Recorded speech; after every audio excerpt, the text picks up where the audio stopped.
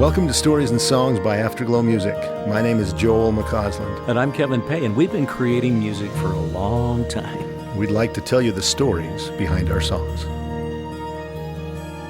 Joel, we have Tom Hewitson with us. Tommy's been with us in a lot of cases, a lot of situations, a lot of concerts and recordings, and has contributed some music to our albums as well. And what a blessing to have his wife, Joni, here with us as well, who is actually my first cousin through my wife. And we have a lot of parallels. But Tom, you've seen us go along and try and do the best we can with some of the music things we've done. What's your perspective in regards to what you've witnessed and how you've been involved? Well, I think that my earliest recollection was in Provo at the pizza joint, Jimba's. Joel was playing Jimba's, and we were playing Old Dan Tucker's. In Orem. Okay. Yes. In Orem. Okay. I just remember the smile. Joel, your voice. Well, and Kevin, you guys, you just had it covered. Like I thought, these guys have got it. These guys have game. These guys have got something here. Then as you begin to develop and sort of raise this Church of Jesus Christ of Latter-day Saints music culture early on, I mean, you guys really were the beginning of this genre. It's kind of its own genre. It's Christian music that just kind of grabbed me. I liked it. I liked everything about it. I liked the feeling that I got when I listened to it. I liked the words. I really liked the vocals and the harmonies that you guys worked out. The recording was top class, the best. I would listen with headphones on and could hear all the strategic little pieces that were engineered and penned. So I just thought, wow, this is the world that I want to kind of gravitate toward. I really, really like what's happening here. Then one thing led to another. And Kevin, you called me up one day and said, we're thinking of doing country. I think you guys had this notion, saddle up the horses and get yourselves going. And I was like, dude, that's right up my alley. I can help with that.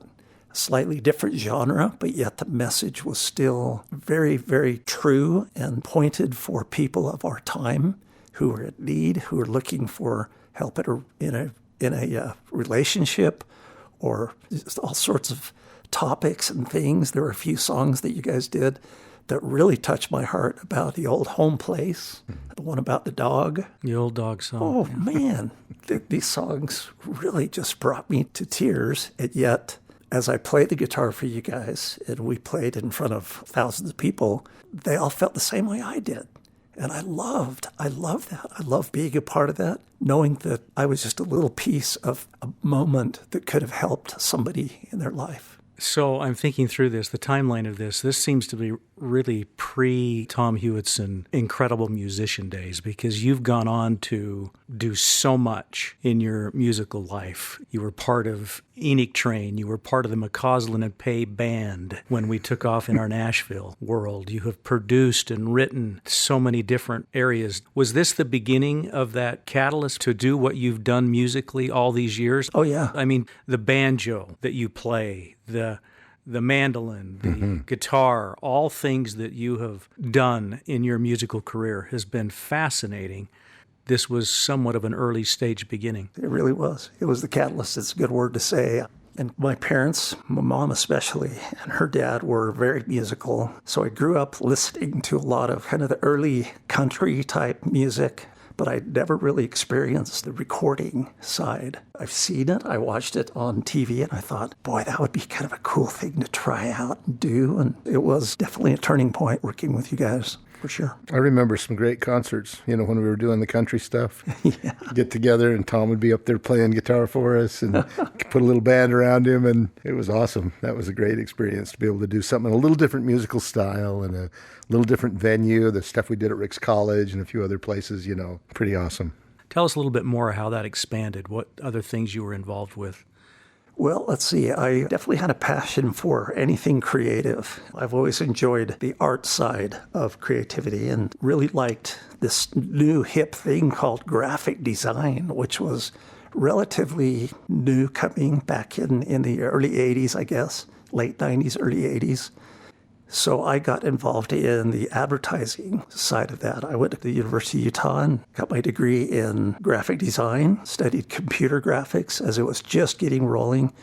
All that's kind of launched me into the advertising world, which opened up all the floodgates for music production as well. And so I was able to work for agencies and do a bunch of jingles. And hence some of our album covers were designed by you. Yeah, that's right. And, you know, I have a completely non-music reference to Tom's art too. For like 25 years, I played basketball on a court that had Tom's logo for Franklin Covey at center court and up on the wall. I think they finally painted over it. But every time I saw that logo, I was like, Tom did that. It was awesome. Yeah, the whole thing just kind of spilled into a sort of a creative portal that I just followed. It was through sort of the LDS music scene that I met Clive Romney, who has produced thousands of so much things. good music. Yeah.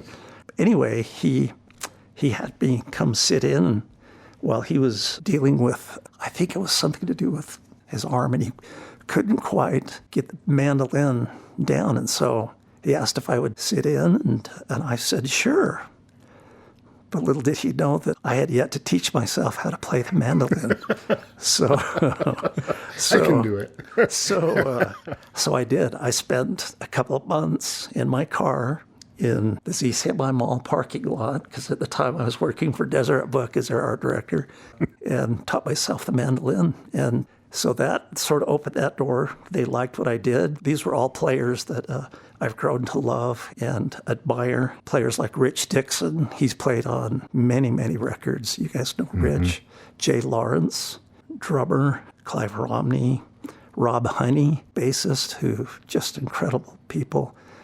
Dave Compton and Darren Bradford, who you still see weekly. With music in the spoken word. Yeah, he's the woodwind guy. Woodwinds of all shapes and sizes, huh? And there was an Enoch Train expansion, right? Yeah, so Enoch Train, that was a 10-year, well, a little more than 10 years, but we did 5 albums. We worked with the Mormon Tabernacle Choir. I think Lauren helped record and produce some of that. That had a bluegrass feel.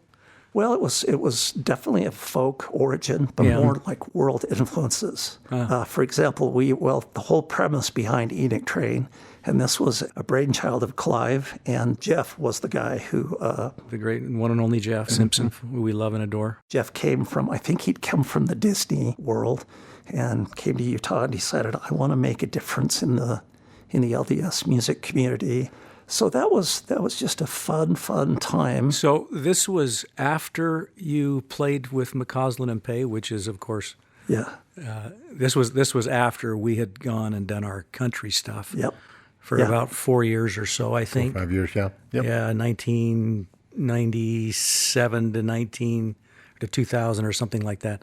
And so you came and played in our band. That's right. We had Ryan Shoup with us, and Rob Honey would show up a lot, Mark Robinette, and we had Dave Despain on some keyboards, I think. Dave Despain, Kendall White on drums. And we took off and did a lot of county fairs and really tried to promote our... Was Jeff Walker playing with us then? He could have been, yeah. I think so. I think Jeff Walker was there for a little bit, yeah. And seeing all these guys, we've crossed paths even in groups prior to that go back to, so you ready for this? Lagoon, where the music was live. And, that's really where we all a lot of us met, was out of Lagoon. That's sort of where we teethed on music. Mm-hmm. Well, we just know that whenever McCausland and Peay was doing a concert, wherever we went, that you were really our anchor. If we knew that guitar riff was going to happen, we could build the band around that. Tommy's there, he's going to carry us. Yeah, and even though the butterflies were in our stomach, as long as we knew that Tommy was just going to take care of the basic of all things, and we could go on. So thank you for that. That was just such a fun time during that time. Thank you, guys. Thank you, Tom. Thank you, Tom. And Joni, because without Joni's support, Tom's not Tom. She's definitely my better half. Amen. If there's one thing I've learned in my life about how to treat a sweetheart or a wife, you can buy all the pearls, all the diamonds in the world, but if you're wise, you'll take my advice. 'cause the simple things really mean a lot.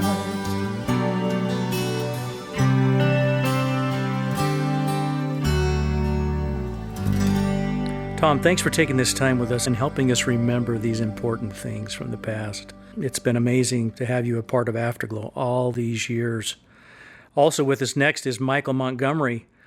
He's a neighbor and a great friend of Afterglow, and it's been fun to be able to connect with Mike as he moved into the neighborhood, and here I was, but little did we know that we had a common connection through Afterglow. So, Mike, what are some of your favorite memories and experiences that you've had with Afterglow? So I grew up in Middle Tennessee in a little town called Tullahoma, and had a very strong Latter-day Saint family that I grew up in. But that part of the country was definitely the buckle of the Bible Belt, if you will. And it was a great, wonderful situation in which to grow up. I remember going to seminary in the morning, and then right before high school was a Fellowship of Christian Athletes devotional that I would also attend. So it was a wonderful setting in which to grow up as a teenager. But I had a lot of Christian artists that I could latch on to. Amy Grant, Michael W. Smith, DeGarmo and Key. But it was really very, very helpful also to have the Latter-day Saint music industry in my life, to have that influence. Your Michael Webbs, your Afterglow, your Michael McLean's, Ron Williams, others that just really touched me that I was able to get the cassette for. Somehow I got the cassette for. I don't remember how, but I do remember listening to that music over and over and over, and that provided me ties to the gospel and helped set me on a path that would ultimately lead me to BYU, onto a mission, Temple Marriage. And for a teenage boy, that musical influence was just integral, just key to my life and helping me stay on that straight and narrow path. I remember coming to BYU and having the chance my freshman year to actually see Afterglow in person. And you can imagine how excited I was, having come from the other end of the country, to be able to go and see them live in Heber. And just remember what a positive influence that was in my life. Remember going with some friends. And then lo and behold, as I was in the MTC, a few months later, on the 4th of July, guess who I got to hear perform again? And it was wonderful to have Afterglow come and present a musical fireside there for us. I even made note in my journal that I have to this day that they sang, "I Heard Him Come." And it was only fitting that they did, because just a few weeks prior, in my missionary farewell, I had the chance to sing that song with some friends of mine. A couple of friends who weren't of our faith, but had agreed to come to church with me, and one who sang the harmony, and then one who played the piano, or was supposed to have played the piano. A tremendous pianist, but at the last minute we decided that he would play the synthesizer. And he brought it up as a suggestion, and I don't think I even mentioned it to my bishop. So as we walked in that morning to church, there were my parents, and there was the bishop, all wide-eyed as we come carrying the synthesizer into the chapel. But it all went extremely well. It was a beautiful, positive experience for the three of us that participated. And again, just to have that musical influence from Afterglow and from other Latter-day Saint artists, seminary soundtracks, just anything I could get my hands on that reminded me of the gospel and why it was so important to me and what Heavenly Father wanted me to do with my life. Mike, thanks for sharing those memories with us. That means a lot. Finally, on today's podcast, we have Richard Ashcraft, and you might recognize that he has the same last name as Lauren Ashcraft, who is our audio engineer and producer that's been helping us these many years with our songs. And Richard, what are some of the memories you have of those early years of Afterglow? I was pretty young when I was first introduced to Afterglow, and it started as soon as my dad was comfortable bringing me to work. I remember, I guess, some of the first memories were just sitting at the back of the control room in the studio, hearing again and again and again, "We need more sync. We need more sync." Just trying to get it just perfect, just right, and making sure that what you had intended to record and to create really came to light. Most of my memories are just pieces and fragments, right? Because I was so young. But there's a lot of emotions attached to them. And, there's, I guess, 3 areas. Time in the studio, pretty unique as a kid, but also going to concerts, and then my own personal experiences with the music, which came a little bit later as I grew up. But I had a folder of CDs, And one day when I came to it and opened them, all the CDs were gone. I do still have some of the CDs that I took from my dad. Yeah. I still have them, actually, yeah. Love Notes is one of them. Love at Home is another one. I guess I do. I did take those. In many ways, I guess you could say I grew up on Afterglow. And thinking back, I credit a lot of my experiences to helping me mature and grow up in a faster way than I might have otherwise, both just shaping my understanding of the gospel, but also relationships too. Right, I remember the concerts we would go to, and there was a lot there from a relationship standpoint. For one of the concerts, I remember we traveled, our family traveled with your families to St. George. And I think that was probably the concert that I first remember the most. Lots of stories, lots of songs. I remember learning about wives and the first pregnancy. There was a song about going out late and getting pickles for breakfast, sardines in a can. I just remember thinking, so I don't even know how old I was, but I was probably 8, 9, 10. And just kind of being exposed to this, just the ideas of what it's going to be like to grow up. A lot of what was communicated and really just weaved into all of the songs and all of the stories changed the way that I approached relationships. It made me think forward to when I'm going to have a wife and she's going to be pregnant and I'm going to be able to serve her. I'm going to be able to go and there will be some wild craving that she has. And it's going to be in the middle of the night, and I'm going to be that guy to go and do that, right? There was probably more than I could count. So many little things like that I think really shaped me. I remember I looked up to you, both of you, and wanted to sing like Kevin, and I wanted to play piano like Joel played, and then I remember there was a time when me and my siblings were able to join Kevin and Joel's kids on one of the albums, singing "Teach Me to Walk in the Light." Teach me to walk in the light of His love. Teach me to pray to my Father above. That's a fun memory. I was able to play that for my own kids. So I guess fast forwarding to when I got older, I, of course, had access to a lot of the cassettes that were recorded. And so I listened to them, but there was this one moment, I remember listening to one song that changed me really deeply, and I've listened to it many times throughout the years. And even just 6 months ago, when I was just having a hard day, and that's "A New Heart." A new heart to help me see more clearly.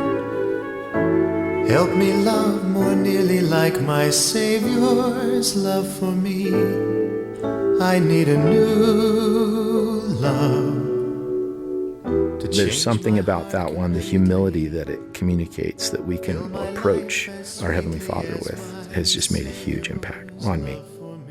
If I was to pick one favorite of the spiritual songs that you've made, that's the one. I grew up kind of feeling a little bit privileged too, just to be able to be associated with you, and I was just the kid of the engineer who put that stuff together. But for me, it was a lot more. It maybe even fed into a little bit of my identity, like, hey, I know these people who are important and create great things. And so just little things that have just added to my identity throughout the years.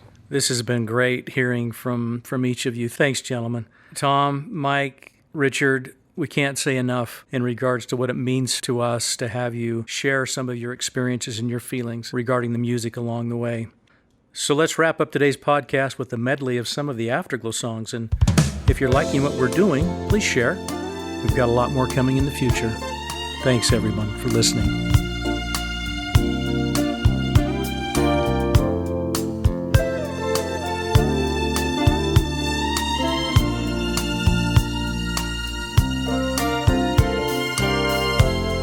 It's late in the evening, darling, and I see a light through the window. I knock on the door, hoping you will be there.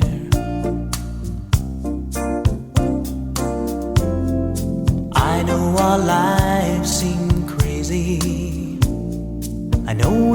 change if maybe we'll settle down and remember what's there. How long's it been since I said that I love you? How long's it been since I've been thinking of you? You're the one I live for. I need to give you all of my love.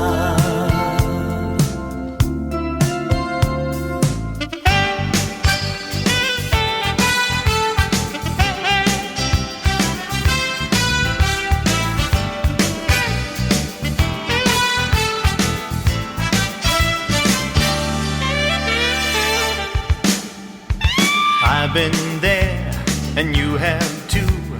Life goes on, and the future looks bright to you. You got plans, but suddenly you see that smile, and you know just where you got to be.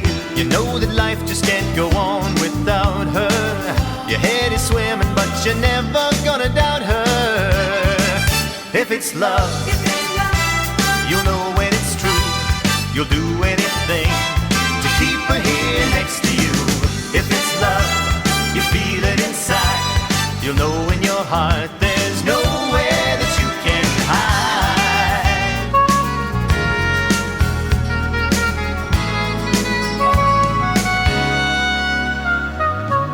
The first time I saw you, I knew there was something going on in your life. I waited for the moment to be right. I felt your hand meet mine. The feeling was something that I just can't describe. And now that we found each other, we'll keep it alive.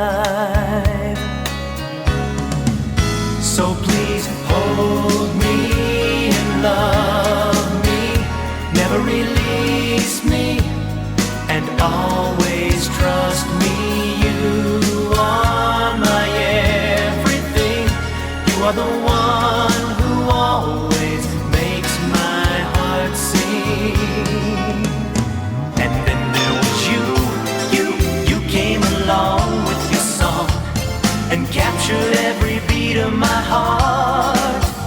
To you is where I belong. It's time to watch a new fire start.